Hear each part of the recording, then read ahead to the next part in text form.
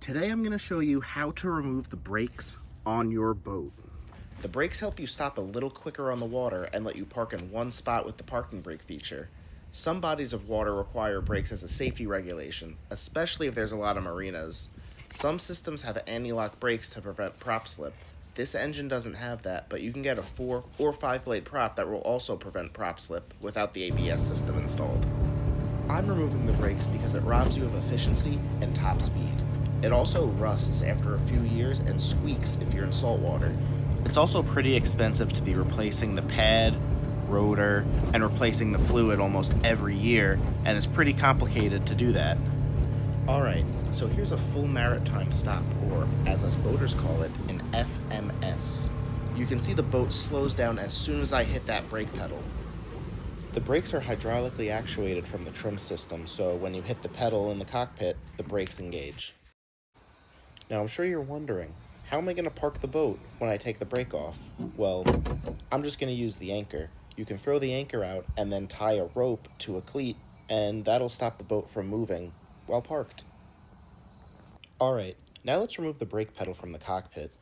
Be sure to take off the 2 twist ties holding the wire down, and there's 2 bolts on the pedal that I'm using an impact to remove. So remove those and that'll free the pedal up. Then we could remove the pedal and go on to unplug the pedal from the Yamaha Command Link system. The Command Link hub is located up in the dash, so be sure to unplug this connector. And now we totally disconnected the control side of the Yamaha brakes. You gotta be really careful getting the wire out because it's tangled around all the other wires and you don't want to damage anything else. Alright, now let's remove the pad, rotor, and caliper.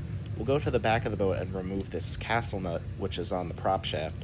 You're gonna need a ratchet and a 2x4 piece of wood. You don't want to try and crank this off in gear because you'll strip your gears. So take the ratchet, let's remove it.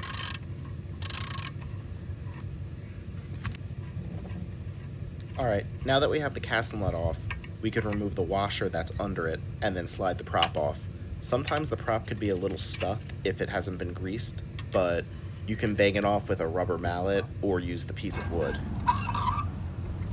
Alright, now that we have the prop off, we have full access to the braking system.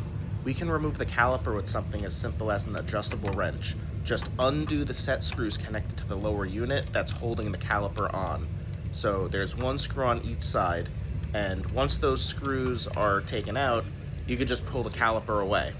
And after that, that just leaves the brake rotor. So mine's not really worn, but we're gonna just take it off anyway, and that should just slide off the prop shaft very easily.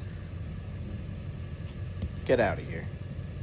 Alright, now that we have the prop off and the brakes off, this is the perfect time to inspect the rear main seal of the lower unit.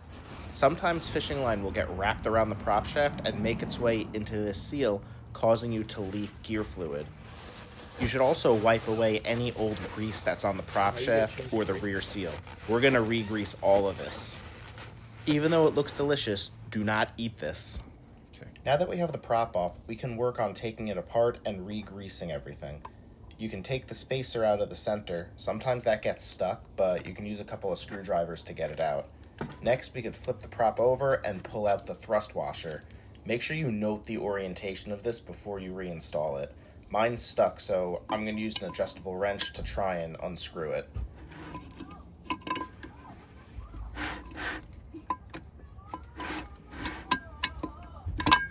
Alright, now that that's out, you could see some of the corrosion under that. So you can take a wire brush or paper towel and try to get all that corrosion off that's acting like glue.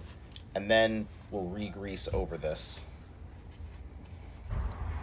Use a lot of this marine grease on the corrosion. The marine grease will keep the water out, so then the 2 pieces of metal can't fuse together. By using a lot and spreading it around in the propeller, it'll make getting it off that much easier next time. Be sure to note the orientation of this thrust washer before you put it on the propeller. If you put it on backwards, it could potentially damage your lower unit. Now that the thrust washer's in, we can flip the prop over and grease the area that the spacer goes into. Make sure you apply it on all mating surfaces so it doesn't corrode stuck like mine did. The spacer should just easily slide into its area. Alright, you can stop. Start. Alright, now we're ready to put the prop on. Make sure to grease the rear main seal of the lower unit, and then put some grease onto the prop shaft. Make sure you use a lot of grease because it'll make it a lot easier to get the prop off the next time. Be sure to spread the grease around and push it into all of the splines. Before you put the prop on, make sure you double check the orientation of that thrust washer. You can check your manual or look online. The prop should slide on pretty easily. You might have to rotate the prop a little bit so then the splines line up, but then the prop should be seated all the way to the back like this. Alright, now that we have the prop back on, we can put this washer back on and thread the castle nut on by hand. Now that we have the castle nut bottomed out, we can grab our 2x4 and torque wrench. The torque spec is 40 foot-pounds, but I like to use a torque wrench just because this castle nut is under a lot of load. But 40 foot-pounds is about snug or hand tight, like when you're changing the oil on a car. The last step is to install the cotter pin. Don't reuse the old cotter pin, but all you do is slide the cotter pin in through the hole, and then take needle nose pliers and bend the two ends. This is so when you go into reverse, it doesn't unthread the castle nut and your prop come flying off. That would suck. Alright, now that the brakes are off, let's take the boat out and see how fast we can go. Go.